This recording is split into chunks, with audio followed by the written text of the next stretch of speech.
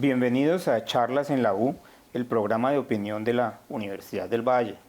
Nuestro invitado de hoy es el profesor Víctor Hugo Dueñas, a quien le agradezco mucho que haya aceptado participar en este programa. El doctor Dueñas es profesor titular de la Escuela de Bacteriología y Laboratorio Clínico de la Facultad de Salud de la Universidad del Valle. Es un especialista en docencia universitaria y es magíster en Administración en Salud de la Universidad del Valle. Él es el responsable de una oficina que se llama Innova, que es un esfuerzo que está haciendo la Facultad de Salud para llevar virtualización y mecanismos de inteligencia artificial a los procesos académicos y administrativos. Y vamos a hablar de Innova naturalmente, pero antes de hablar de Innova, yo quería preguntarle al profesor Dueñas, ¿qué opina usted de los avances que se han hecho en el tema de la salud, en el campo de la virtualización y de la inteligencia artificial? Porque yo tengo la impresión de que en salud se han hecho avances importantísimos, no solamente en los procedimientos que hacen los médicos y en los equipos que manejan, sino también en la investigación de gran nivel. ¿Qué tanto ha avanzado la virtualización y la inteligencia artificial en el área de la salud? Listo, muchas gracias. Yo diría que antes de hablar de avances, es necesario decir que en salud es donde la inteligencia artificial ha tenido tal vez el mayor impacto. Sería aventurado decir que es el área en el que ha tenido mayores avances. ¿Y por qué mayor impacto? Porque en salud es un área en la cual nosotros manejamos una gran cantidad de información. Manejamos historias clínicas, resultados de laboratorio, datos epidemiológicos, información genética, y eso son volúmenes enormes de información en los que la inteligencia artificial es muy buena para encontrar patrones. Cuando encuentra patrones, nos ayuda a predecir enfermedades, nos ayuda a proponer políticas públicas, muchas cosas, pero hay que tener cuidado que proponer o encontrar patrones no significa que le deleguemos a la inteligencia artificial a tomar decisiones. O sea, es una forma de facilitar el diagnóstico, pero no hacer el diagnóstico. Es correcto. Voy a poner un ejemplo. En medicina, los grandes avances que han habido son en la lectura o encontrar patrones en imágenes diagnósticas. Entonces la inteligencia artificial puede analizar grandes volúmenes o fue entrenada analizando grandes volúmenes de radiografías para encontrar patologías como el cáncer. Y ahora al colocarle una imagen diagnóstica puede encontrar esos patrones y sugerirle al médico que revise con cuidado ese patrón en el cual crea la alerta para que el médico tome las decisiones. En ningún caso, y en salud específicamente, la máquina, que es la inteligencia artificial, estaría o le podemos delegar la toma de decisiones. Hay dos aspectos que yo alcanzo a identificar en ese proceso de la inteligencia artificial en salud. Uno, que es, digamos, de alta tecnología, que son investigaciones muy profundas en términos de células y investigaciones genéticas que pueden prevenir enfermedades y todo, que, digamos, son de altísimo costo y de una gran profundidad científica. Otro es algo más aterrizado, que es el trabajo cotidiano del médico. Cómo facilitar los diagnósticos, cómo facilitar la relación con el paciente, inclusive devolverle un poco de tiempo al paciente y de menos al computador donde se está registrando la historia clínica. Estos mecanismos de virtualización e inteligencia artificial hacen más fácil el trabajo de los médicos. Hablemos de las aplicaciones de inteligencia artificial. Ya existen aplicaciones de inteligencia artificial, modelos, que lo que hacen es analizar toda la información que el médico requiere para llegar antes de que el paciente llegue a la consulta. De esta manera le ahorra una gran cantidad de tiempo y le facilita la toma de decisiones. Como bien lo dices, finalmente de lo que se trata es que al ahorrarle ese tiempo se humanice más la atención en salud. Es decir, que el médico pueda tomar decisiones responsables, acertadas, pero que humanice más la atención en salud al paciente. No haríamos nada con implementar estos mecanismos para decir que una consulta que demora ahora 20 minutos porque tenemos la inteligencia artificial, entonces ahora el médico solamente se va a tomar 5 minutos con el paciente. ahí no estaríamos humanizando nada. Y creo que ese es el gran potencial de la inteligencia artificial, en este caso específico de los médicos. Pero para los otros profesionales de la salud también eso es aplicable.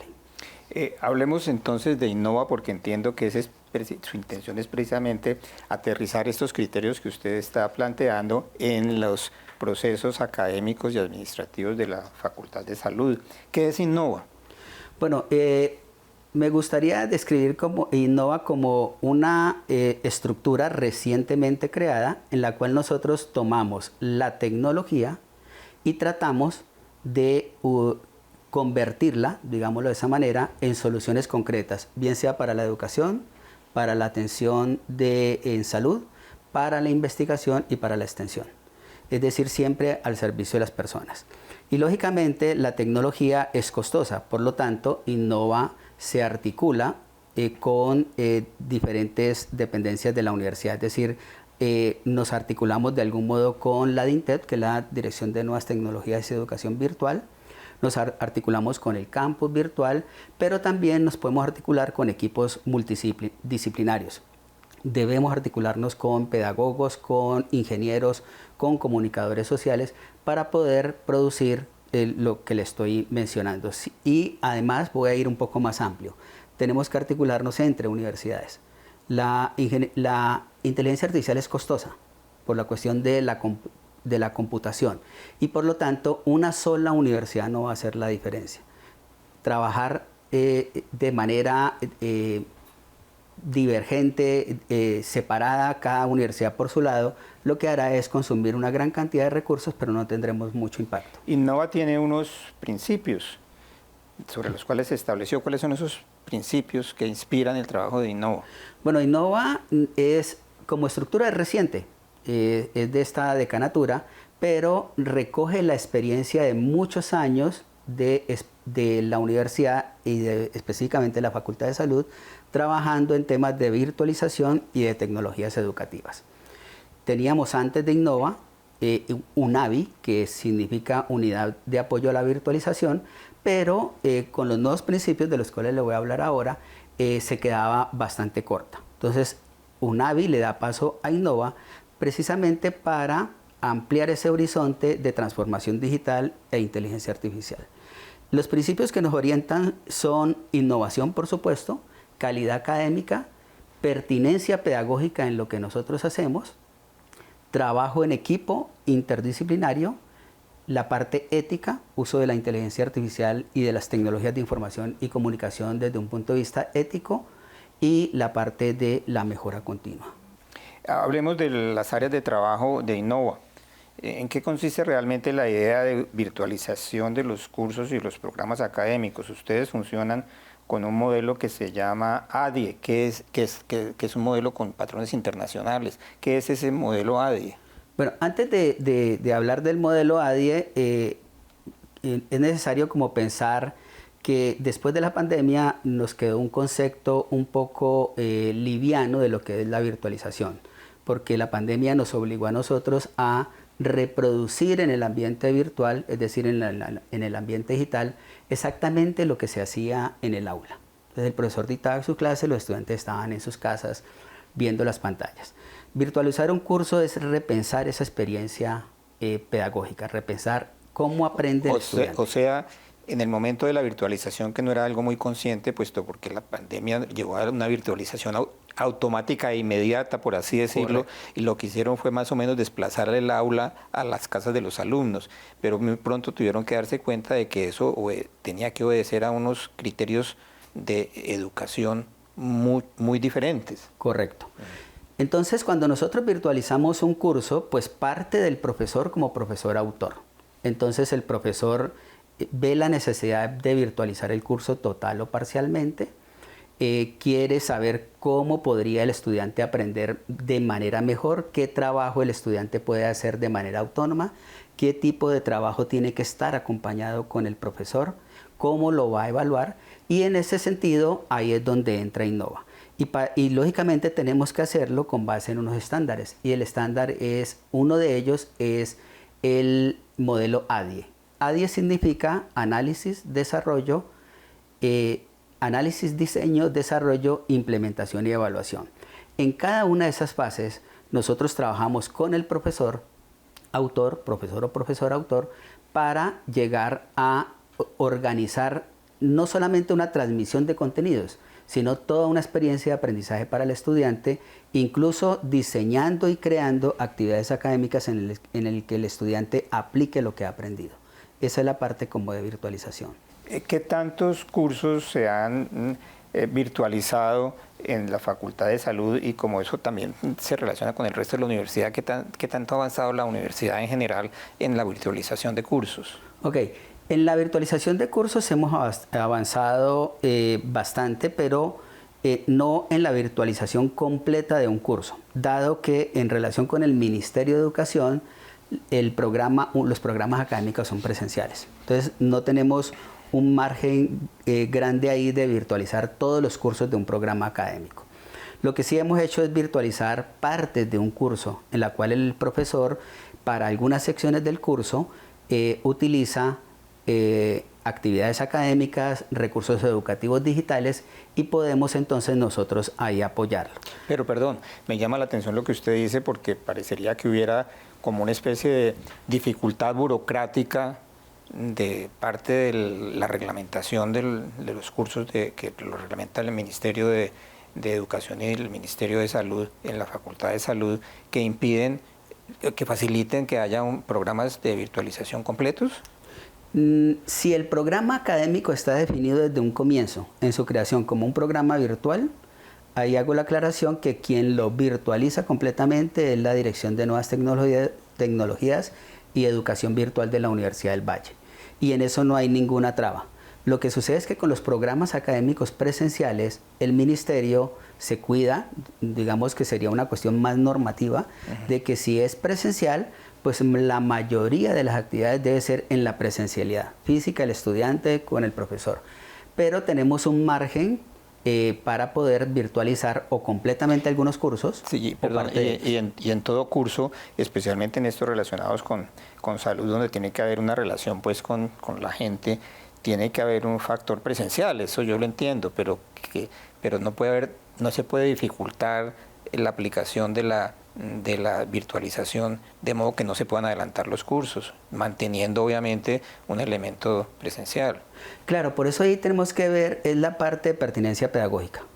Cuando hablamos de virtualización de un curso, yo como profesor puedo tener el curso virtualizado, hacer unas actividades presenciales en el aula dentro de la universidad, otras actividades en las cuales me comunico de manera sincrónica con el estudiante a través de pantallas, es sincrónico, y otras actividades en las que el estudiante puede trabajar de manera autónoma. Ese para mí es el ideal, porque es facilitarle al estudiante todo un ambiente de aprendizaje.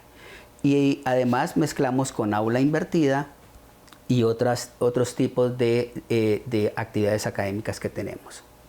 Antes de continuar con la entrevista que estamos haciendo con el profesor Víctor Hugo Dueñas, coordinador de la Oficina Innova de la Universidad del Valle, vamos a hacer una pausa.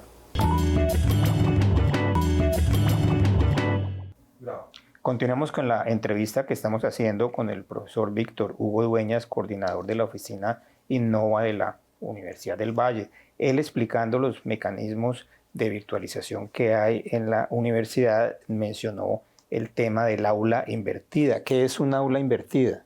Bueno, el aula invertida es un concepto en el cual lo voy a explicar de esta manera. Tradicionalmente los profesores reunimos a los estudiantes en unas aulas y damos una clase de 1, 2 o 3 horas, explicando unos contenidos, unos conceptos, unas ideas.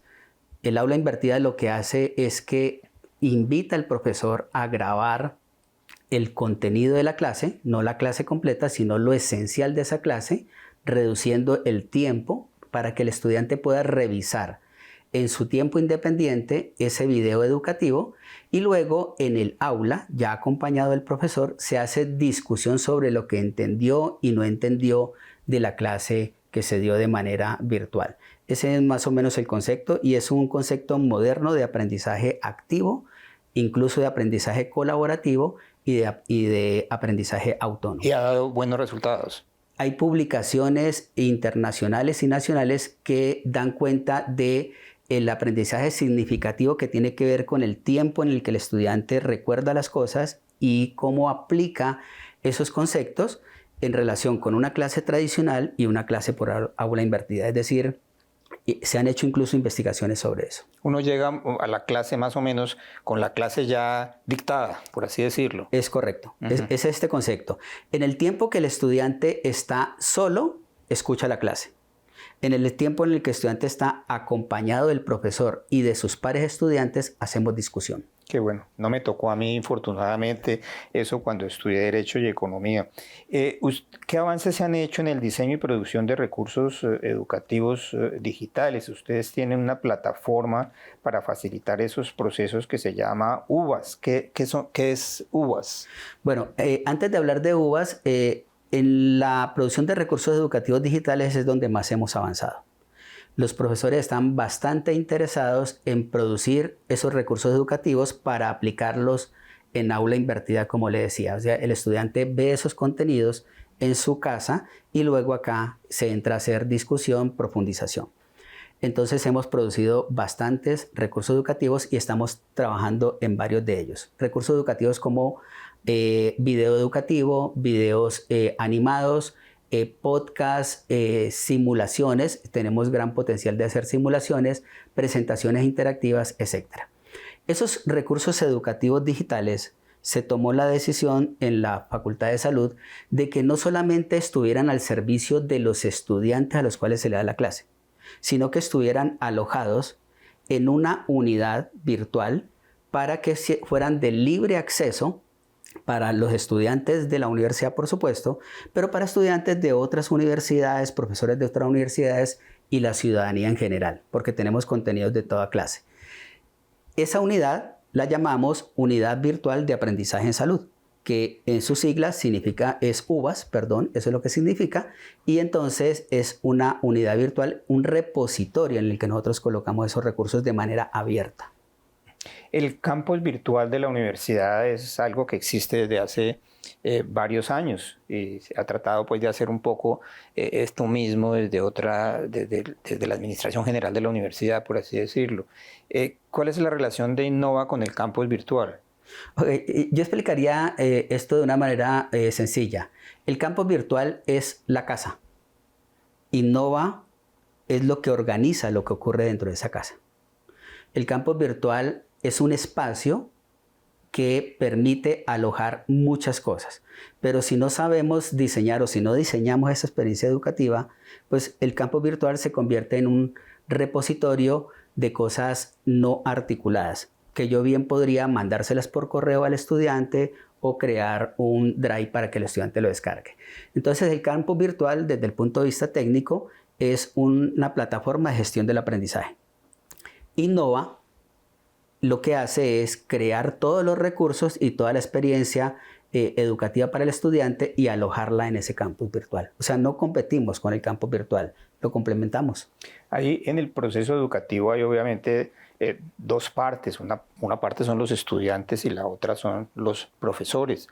¿En qué medida usted cree que los docentes o que están en la Facultad de Salud, que están enseñando ciencias de la salud, necesitan actualizarse en temas de inteligencia artificial? Uno oye con frecuencia que hay una gran diferencia generacional entre los estudiantes y los profesores y que los muchachos están, digamos, mucho más capacitados que los profesores en estos temas porque han nacido y los manejan con más propiedad. ¿Y usted siente que hay una carencia en la forma como las personas que hacen docencia en salud tienen en este campo del manejo de elementos de virtualización y de inteligencia artificial? Sí, ciertamente se requiere mucha más capacitación y yo diría que además de carencia hay resistencia. Los profesores debemos cualificarnos en las tecnologías de información y comunicación, en inteligencia artificial, porque eso me puede ayudar a mí a hacer mejor mi trabajo. Puedo utilizar inteligencia artificial para diseñar actividades educativas, para diseñar sistemas de evaluación y también puedo, como profesor, orientar a mis estudiantes del uso ético responsable de la inteligencia artificial.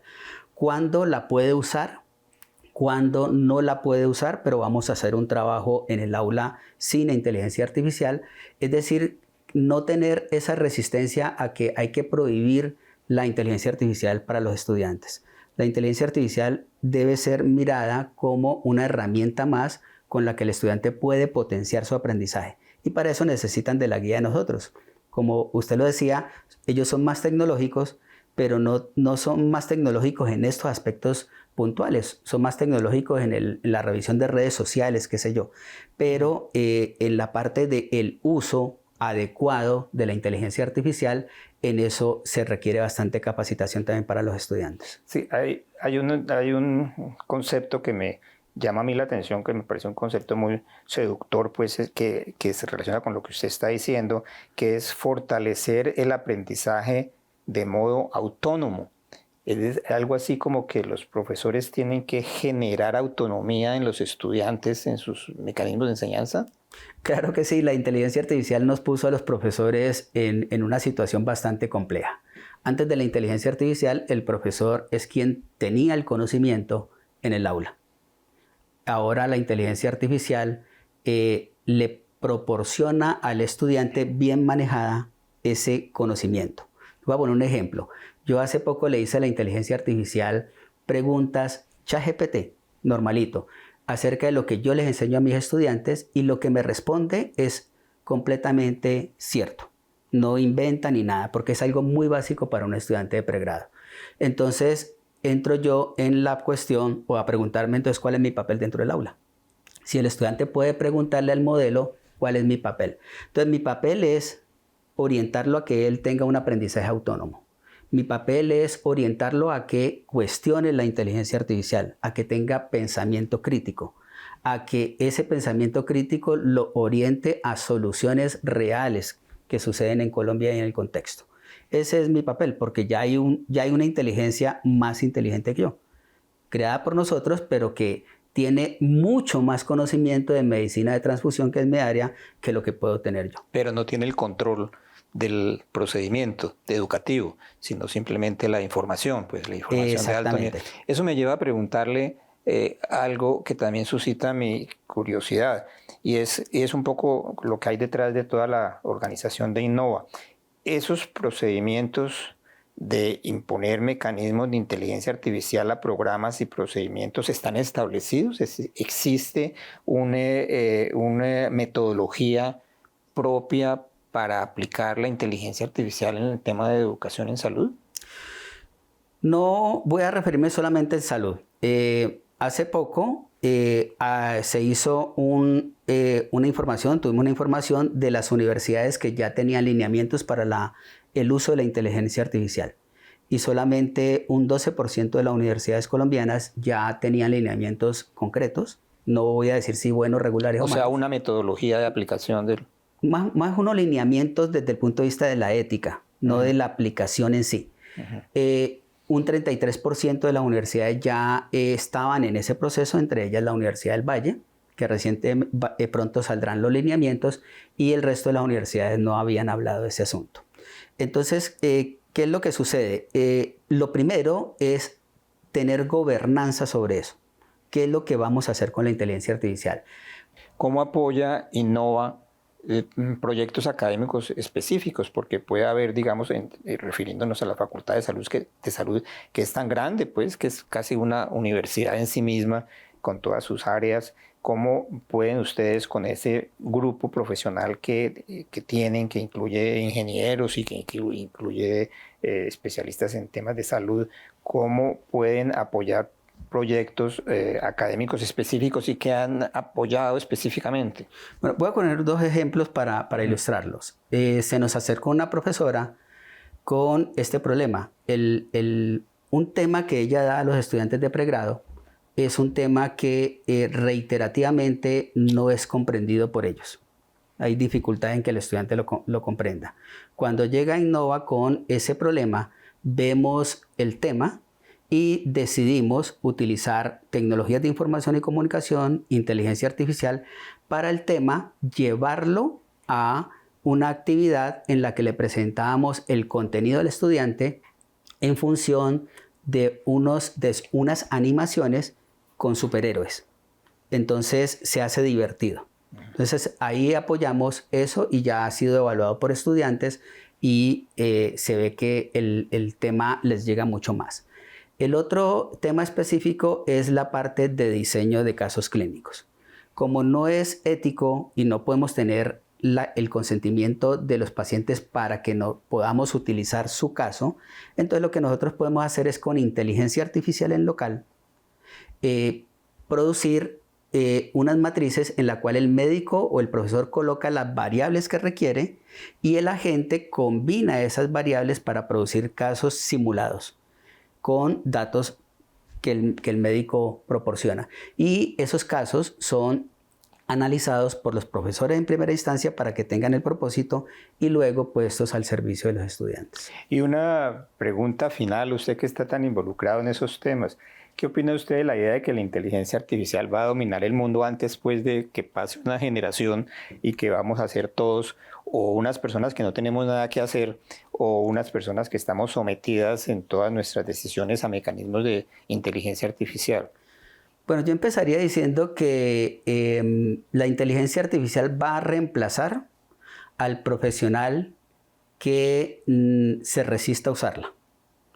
Si el profesional se resiste a usarla, tendrán mucha más ventaja profesionales que sepan utilizar la inteligencia artificial sobre el que no la sabe, ¿cierto? ¿Cuál es mi mayor preocupación? Es la gobernanza de esa inteligencia artificial. ¿Y qué hacemos con ella? En términos de gobernanza, que sería orientado a lo que está diciendo de que nos va a dominar, pues es algo que los países tienen que regular. Y en esto la preocupación es que los avances tecnológicos van mucho más rápido que la parte regulatoria. En eso hay que avanzar. Lo otro es cómo yo utilizo la inteligencia artificial para potenciar aprendizajes o para hacer el trabajo de una manera más sencilla. Yo diría esto: la inteligencia artificial no reemplaza al profesional, lo potencia. Es decir, ¿qué puede hacer un médico con inteligencia artificial que sin ella no puede? ¿O qué puede hacer más rápido, mejor, que antes no podía? Y va a tener esas ventajas. Pero si las instituciones, si no hay regulación, será muy tentador reemplazar a esos profesionales por inteligencia artificial y deshumanizar mucho más la salud. Yo quiero agradecerle al profesor Víctor Hugo Dueñas, coordinador de la oficina de Innova de la Universidad del Valle, que nos haya acompañado en este programa de Charlas en la U e invitarlos a una próxima emisión. Muchas gracias. Muchas gracias. Muchas gracias.